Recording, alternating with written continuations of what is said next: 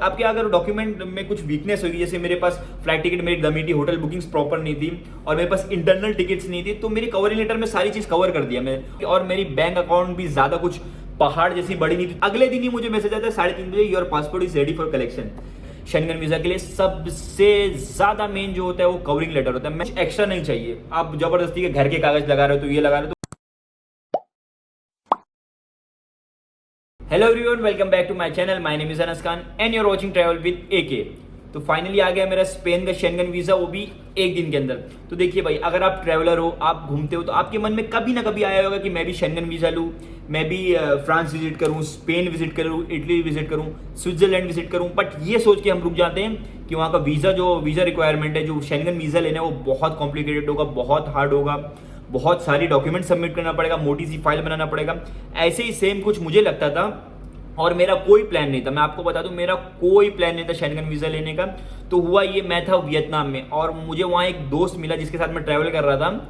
उसका अपॉइंटमेंट था फ्रांस से, वो अप्लाई कर रहा था शेंगन वीजा। तो उसने बोला तू भी ट्राई कर ले, अगर लगता है तो ठीक है, अच्छी बात है, ट्राई करने में जाता ही क्या है, अपॉइंटमेंट तक अगर मिलता है तो ले ले। तो मैंने अपॉइंटमेंट सारे देखने चालू किए वीएफएस में। तो मैंने ट्राई किया फ्रांस का, इटली का, जर्मनी का, मुझे कहीं नहीं मिला, मतलब या फिर बहुत लेट मिले थे या फिर अवेलेबल ही नहीं थे। तो मैंने ट्राई किया बीएलएस स्पेन का। लकीली मुझे 8 दिन बाद का अपॉइंटमेंट मिल गया। बट प्रॉब्लम ये थी कि मैं वियतनाम में था और जो अपॉइंटमेंट मिला था वो मुंबई में मिला था और मेरे पास सिर्फ 8 दिन थे। तो मैंने टिकट बुक करा, मैंने मुंबई आया। तो मुंबई आया तो मुझे अराउंड 4 या 5 दिन मेरे पास थे सारे डॉक्यूमेंट जमा करने। मेरे पास कोई तैयारी नहीं है, मैं आपको बता दूं, मेरे ना कोई डॉक्यूमेंट तैयार है, ना कोई तैयारी है। मेरा प्लान ही नहीं था शेंगन वीजा लेने का, आपको पहले बता चुका हूँ। ना मेरी होटल्स बुक थी, ना मेरी फ्लाइट टिकट थी, ना मैंने कोई आइटनरी तैयार की थी, ना मैंने कोई कवरिंग लेटर बनाया था। तो सारा मुझे 4-5 दिन में करने का था। तो फिर मैंने स्टार्ट कर दिया, देखते हैं, मतलब क्योंकि मेरे को बेसिक नॉलेज थी, मुझे शेंगन वीज़ा के बारे में बेसिक नहीं, काफ़ी अच्छी नॉलेज थी, क्योंकि मैं बहुत सारे वीडियोस इसके बारे में देखता हूँ, बहुत सारे ग्रुप, टूरिस्ट हेल्पलाइन जो ग्रुप है उसमें बहुत सारी पोस्ट पढ़ता हूँ। तो मुझे शेंगन वीज़ा के डॉक्यूमेंटेशन के बारे में प्रॉपर नॉलेज थी कि मुझे क्या डॉक्यूमेंट सबमिट करने हैं, और मुझे कवरिंग लेटर बनाने का आइडिया था। सबसे मेन जो होता है आपके शेंगन वीज़ा के लिए, सबसे ज़्यादा मेन जो होता है वो कवरिंग लेटर होता है। मैं आपको 100% श्योर होकर बोल सकता हूँ कि मुझे जो वीज़ा मिला है, एक दिन के अंदर जो वीज़ा मिला है, मुझे मेरे कवरिंग लेटर पे मिला है। क्योंकि मेरे डॉक्यूमेंट्स जो थे, जो मैंने फ्लाइट टिकट सबमिट किया था वो डमी टिकट सबमिट किया था। मेरी होटल जो थी वो बुक, मतलब वो मैंने पेड नहीं किए थे, खाली ऐसे बुक करके रखा था पेड लेटर वाली। तो उस पर मुझे वीज़ा मिल गया। और मेरी बैंक अकाउंट भी ज़्यादा कुछ पहाड़ जैसी बड़ी नहीं थी, थोड़ा सा बेसिक, 2 लाख कुछ मेरे पास पैसे थे। तो उसमें मुझे शेंगन वीज़ा, और उसके ऊपर सोच रहे हो अब मैं 22 डेज़ की आइटनरी सबमिट किया हूँ और मेरे अकाउंट में इतने कम पैसे हैं और डमी टिकट है, मेरी होटल्स नहीं बुक है। तो सोचिए उस पर मुझे वीज़ा कैसे मिला, मेरे कवरिंग लेटर पे। सबसे मेन जो मेरा कवरिंग लेटर और मेरी जो डिटेल आइटनरी थी, मेरी आइटनरी, आप कवरिंग लेटर में मेरा था क्या बेसिकली, अगर आप मेरा कवरिंग लेटर देखोगे ना, ज़्यादा कुछ रॉकेट साइंस जैसा मैं उसमें कुछ लिखा नहीं था, बेसिक सी नॉलेज मैंने भरा था, सादी सी नॉलेज भरा था। बट मेरा आप कवरिंग लेटर जैसे देखोगे ना, तो आप देखते साथ ही बोल दोगे कि ये कवरिंग लेटर ये बंदे ही नहीं लिखा है, क्योंकि उसमें ये तो क्लियर हो जाएगा कि ये कोई एजेंट ने नहीं बनाया, ये कोई कॉपी पेस्टेड नहीं, ये खुद से लिखा है। क्योंकि उसमें मैंने जो नॉलेज डाली थी वो मेरी ट्रैवल हिस्ट्री और मेरी सारी चीज़ों से मैच हो रहा था। और दूसरा पॉइंट मुझे लगता है मेरी ट्रैवल हिस्ट्री, क्योंकि मैं 13-14 कंट्रीज और टेरिटरीज में विजिट कर चुका हूँ। तो शायद उसकी वजह से, क्योंकि ऑलमोस्ट मेरे पासपोर्ट सारे फुल ही हैं, 3-4 ही पेज खाली बचा होगा। तो शायद ट्रैवल हिस्ट्री की वजह से, क्योंकि अगर मेरे डॉक्यूमेंट देखते, मेरी फ्लाइट टिकट देखते, मना कर देते, मेरी होटल बुकिंग देखते, रिजेक्ट कर देते, मेरी बैंक बैलेंस देखते तो शायद मना कर देते।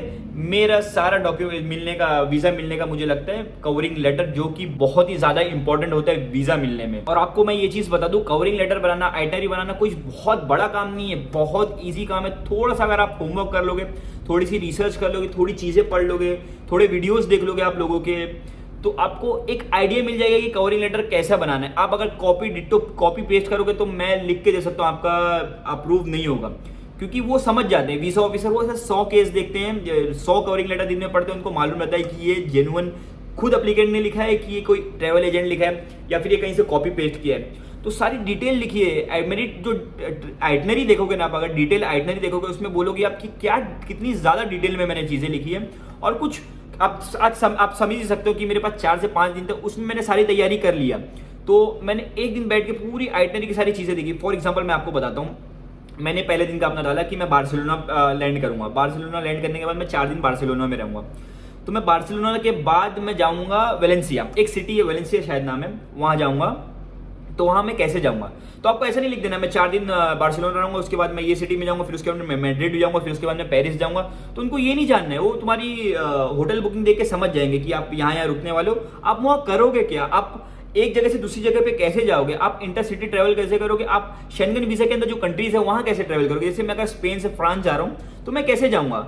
आप एक ये हो सकता है कि आप अपनी टिकट सबमिट करो कि मैं स्पेन से फ्रांस फ्लाइट से जा रहा हूँ, बस से जा रहा हूँ, या फिर अगर आपके पास वो नहीं है तो आप उसकी डिटेल दो कि मैं कैसे जाऊंगा। फॉर एग्जाम्पल मैं आपको एक चीज बताता हूँ, मैं बार्सिलोना से वेलेंसिया जा रहा था, मेरे पास कोई टिकट नहीं थी, बस की कोई टिकट नहीं थी। मैंने क्या डिटेल लिया, मैंने थोड़ा रिसर्च किया, उसमें मैंने ये देखा कि बार्सिलोना से दिन में 3 बस चलती है वेलेंसिया के लिए, और बस स्टेशन का नाम कुछ तो था।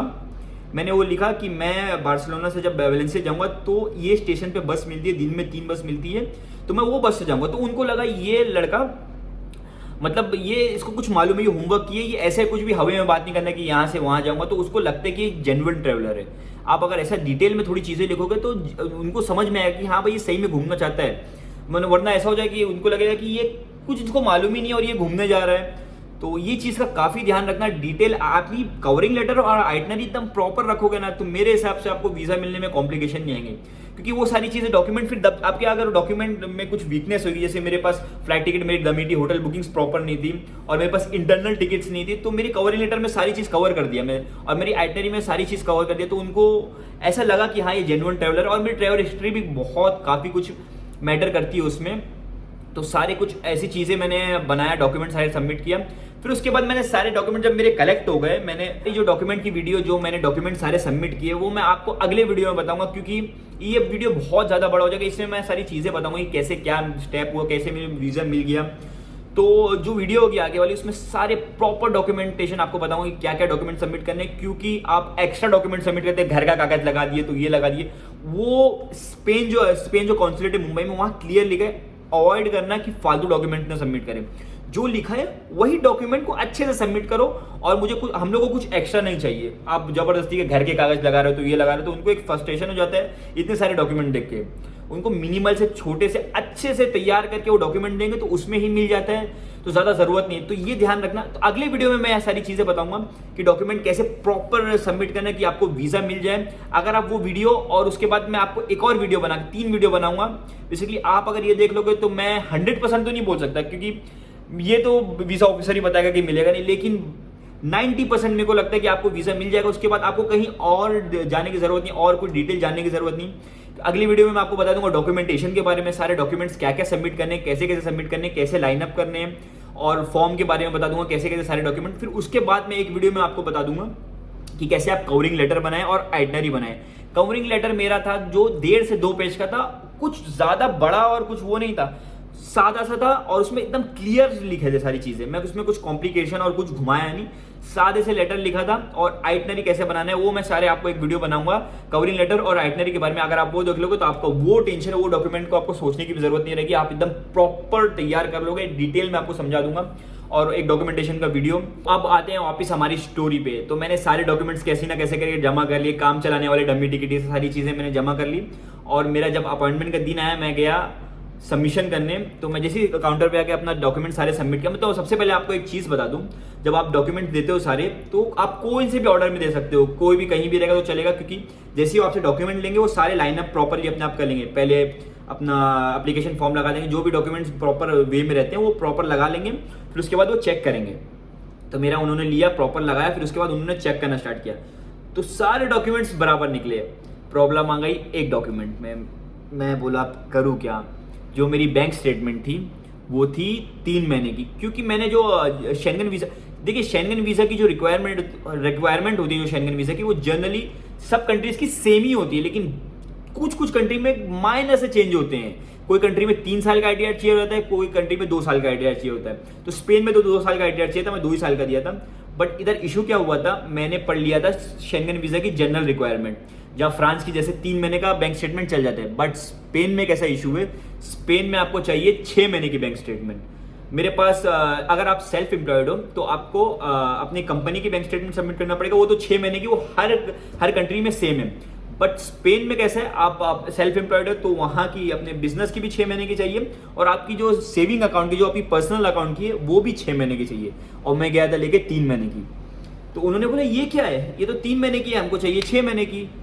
अब मैं बोला अब मैं करूँ क्या। तो उनको मैं बहुत इंसिस्ट किया, मैंने बहुत मनाया कि मतलब मैम ये चला लीजिए, क्योंकि अब मैं तो लेके आ गया हूँ, मुझे वापस जाना पड़ेगा। तो बोलती देखिए मैं कुछ नहीं कर सकती। बोला प्लीज़ मैम चला लेना। बोलते ये मेरी रिक्वायरमेंट नहीं है, ये कॉन्सुलेट की तरफ से रिक्वायरमेंट है, मैं इसमें कुछ भी नहीं कर सकती, मुझे 6 महीने की बैंक स्टेटमेंट चाहिए। अगर आप कभी भी आइए, आज दिन में कभी भी आइए, सुबह मैं 10 बजे की बात बता रहा हूँ, आप बोले दिन में आप कभी भी आइए मैं ले लूँगी, लेकिन मुझे 6 महीने की बैंक स्टेटमेंट चाहिए। तो मैं बहुत ट्राई किया, मैं माने नहीं। तो बोला करूँ तो करूँ क्या, क्योंकि उसमें इशू एक ये था, मैंने उनको बोला कि मैं अगर अभी बैंक स्टेटमेंट लेने आऊँगा तो मैं यहाँ से 1 घंटा दूर रहता हूँ, वहाँ जाऊँगा, फिर वहाँ से मैं वापस 1 घंटा आऊँगा, फिर मैं बैंक में चक्कर काटूँ बैंक स्टेटमेंट के लिए, तो बहुत ज़्यादा टाइम लग जाएगा। तो वो क्या बोले नीचे भी आप देखोगे ना, आपकी जो बैंक है ना, यहाँ इसकी ब्रांच होगी, तो वहाँ से मुझे ला के दे दो, मैं ले लूँगी, मुझे कोई प्रॉब्लम नहीं है 6 महीने की लाइफ। बट इसमें इशू क्या हुआ मालूम आपको, जो मैंने अब जैसे आपको बताया मेरी कोई प्लानिंग नहीं थी शेंगन वीज़ा लेने की, जो मेरे बैलेंस मेंटेन थे ना अकाउंट में, सेविंग अकाउंट में, वो सिर्फ 4 महीने से मेंटेन थे। उससे पहले मेरे पास कभी 2,000, कभी 5,000, कभी 10,000, कभी 2 लाख, कभी 2.5 लाख, तो फ्लक्चुएट हो रहे थे, क्योंकि बिजनेस में अपने सेविंग अकाउंट से भी बिजनेस का वो ट्रांजेक्शन होते थे। तो मेरे कभी 1,000 ही बैलेंस है, कभी 2,000 है, कभी 50,000 है। तो 6 महीने से जो उन्होंने बैंक स्टेटमेंट मांगी थी ना, 6 महीने का जो पहला दिन स्टार्ट होता है, वो दिन मेरे पास बैंक में बैलेंस था 2,000 रुपया। मैं बोला अब मैं करूँ तो करूँ क्या। 2,000 रुपये मेरा ओपनिंग बैलेंस था, मैं सबमिट करूँगा, कैसे सबमिट करूँ, 22 दिन की आइटनरी दे रहा हूँ। क्योंकि देखो कंट्रीज का क्या होता है कि अगर आप वहाँ जा रहे हो तो आपके पास मिनिमम बैलेंस होना चाहिए। जैसे अगर आपके पास होटल बुक नहीं है, स्पेन के इसमें बता रहा हूँ, शेंगन वीज़ा में सेम ही होता है कि अगर आपकी होटल्स बुक नहीं है, कंफर्म नहीं है, तो आपके पास एटलीस्ट एक दिन का 100 यूरो होना चाहिए, 100 यूरोस आपके पास होना चाहिए। मैंने 22 दिन की आइटनरी दिया, और 22 दिन के हिसाब से लगता है $2,200, 2,200 यूरो मेरे पास होना चाहिए, जो कि लगभग होते हैं 2 लाख रुपए। तो मेरे अकाउंट में 2 लाख कुछ तो थे, तो मैं वहाँ खर्चा करूँगा कि मैंने फ्लाइट टिकट बुक करूँगा, तो सारी चीज़ें। और उससे मेन वो तो मेरा क्लोजिंग बैलेंस है, वो तो मेरे अकाउंट में वो टाइम में बैलेंस था, जो मेरा ओपनिंग बैलेंस था वो था 2,000 रुपये। 2,000 रुपये में मैं कैसे अप्लाई करूँगा, 2,000 रुपये मेरे अकाउंट में, मैं शेंगन वीज़ा कैसे अप्लाई करूँगा। मैं एकदम सोच में पड़ गया, मतलब भाई कुछ नहीं हो सकता, घर जाता हूँ। तो मैंने मोबाइल निकाला, देना कॉल माय डैड, मैं उनको बोला कि ऐसा ऐसा सिचुएशन आ गई है, क्या करूँ। तो बोलते देख तेरा कोई प्लान नहीं था जाने का वहाँ, तेरा कोई प्लान नहीं था, दुनिया बहुत बड़ी है, जा बैंक स्टेटमेंट निकाल और दे दे, मिला तो ठीक है, नहीं मिला तो कहीं और चले जाना, बहुत सारी कंट्रीज है विजिट करने के लिए। तो मेरे को थोड़ी सी हिम्मत आई, फिर नीचे BLS के नीचे एक दुकान है, वहाँ बैठा मैं 1 घंटा बैठा, बोला करूँ तो करूँ क्या। मैंने सारी 6 महीने की बैंक स्टेटमेंट देखी, बोला इसमें क्या ऐसा कर सकता हूँ कि मुझे कोई प्रॉब्लम ना हो।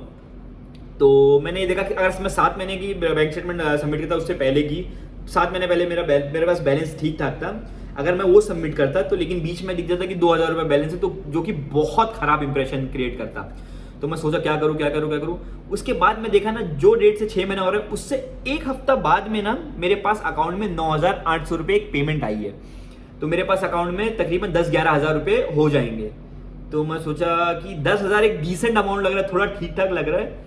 तो क्या करूँ, बहुत सोचने के बाद मैं बोला दे देता हूँ यार, मिला इतना चीज़ डॉक्यूमेंट तैयार कर लिया, इतना हेडेक कर लिए, इतना सारा अपॉइंटमेंट लेके यहाँ पहुँच गए, तो सबमिट कर देता हूँ। मिला नहीं मिला तो कोई बात नहीं, दुनिया बड़ी है, कहीं भी घूम लेंगे।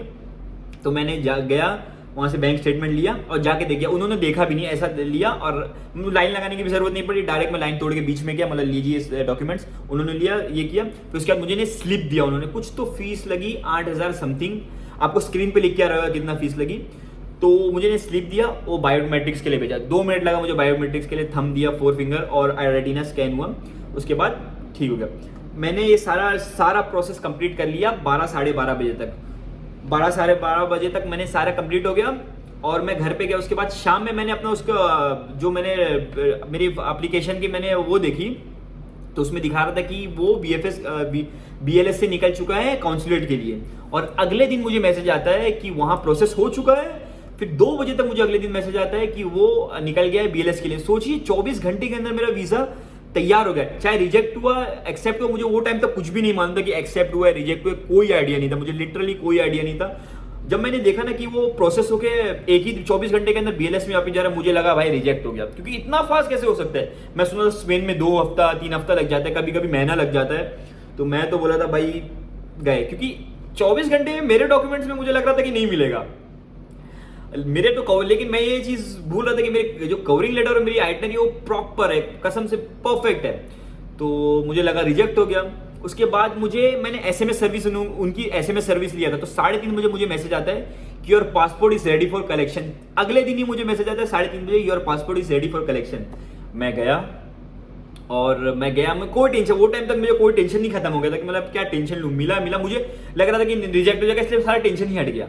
मैं आराम से बैठा था, सबको देख रहा, ऑब्जर्व कर रहा हूँ। एक चीज मैंने ऑब्जर्व किया है, जो पासपोर्ट आपका मिलेगा, आपको इतने बड़े पॉलीथीन जैसे थैली में मिलता है, तो आप उसको अगर जिसका रिजेक्ट हो रहा है तो उसके साथ में पासपोर्ट के साथ में एक पेपर भी आ रहा है, और अगर आपका वीजा लग गया है, वीजा एक्सेप्ट हो गया, तो आपको खाली पासपोर्ट आ रहा है वो थैली में, उसमें कोई पेपर नहीं आ रहा, क्योंकि जब रिजेक्ट होता है तो उसके साथ में एक रिजेक्शन लेटर भी देते हैं। तो मैंने ये चीज देख लिया था, मेरा नंबर आया, मैंने गया वहां से डॉक्यूमेंट सबमिट किया, मैं देखा हुआ सबमिट किया बोला, मैं वहां से अपना पासपोर्ट कलेक्ट किया, मैं देखा भी नहीं, BLS 4th फ्लोर पे, मैं जाके ग्राउंड फ्लोर पे खड़ा हो गया।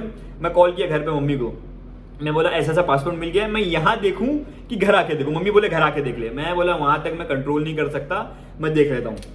तो मैं क्या किया, वो पॉलिथीन में चेक किया कि यहाँ कुछ वो तो नहीं है, पेपर तो नहीं है। मैं चेक किया, मुझे लगा कोई पेपर नहीं है। मेरे साथ में एक दोस्त था, मैं उसको दिया, उसने भी चेक किया, बोला पेपर तो नहीं है। मैं बोला भाई लग गया, फाड़ा पासपोर्ट निकाला, और मैं ऐसा किया तो मुझे दिखा नहीं।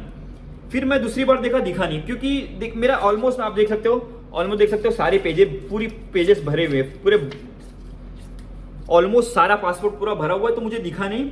तो मैं बोला साला पेपर भी नहीं, ये भी नहीं, इतनी मतलब वो लोग बोले ले पासपोर्ट ले और निकल, ऐसा मुझे लगा।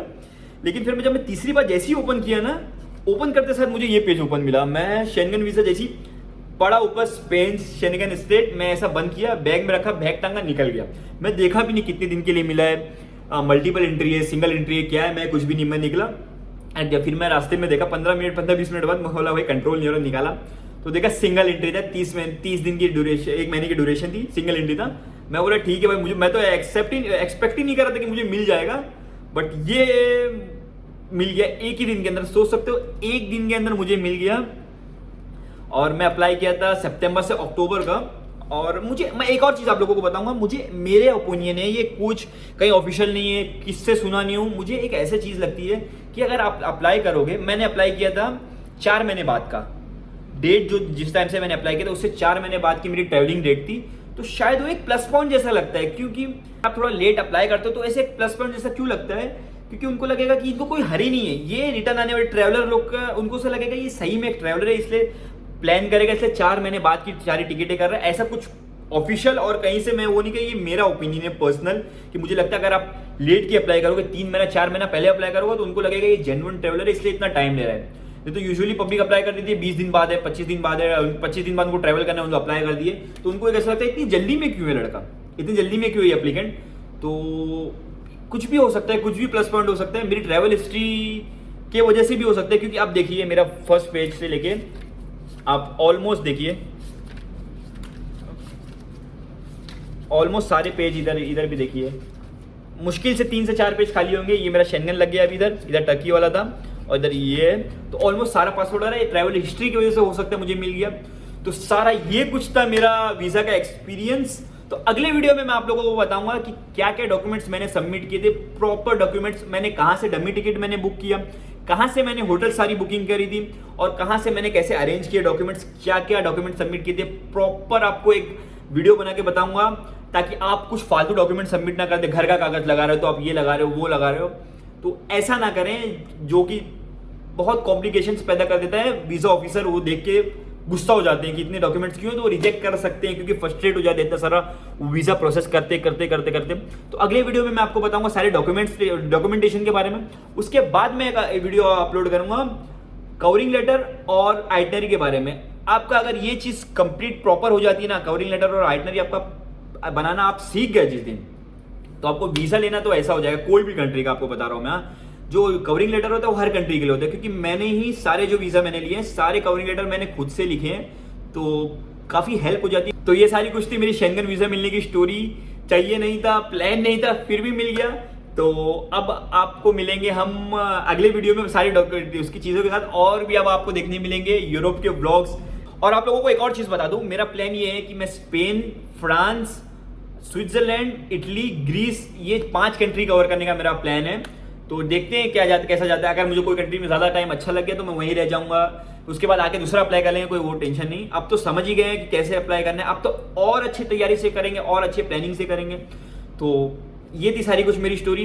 होप आपको इससे कुछ मदद मिली होगी, होप आपको कुछ इंटरेस्टिंग लगा होगा, आप एंटरटेन हुए रहेंगे। तो अगर आपको अच्छा लगा तो प्लीज़ लाइक शेयर और सब्सक्राइब कर लेना। मिलते हैं अगले वीडियो में।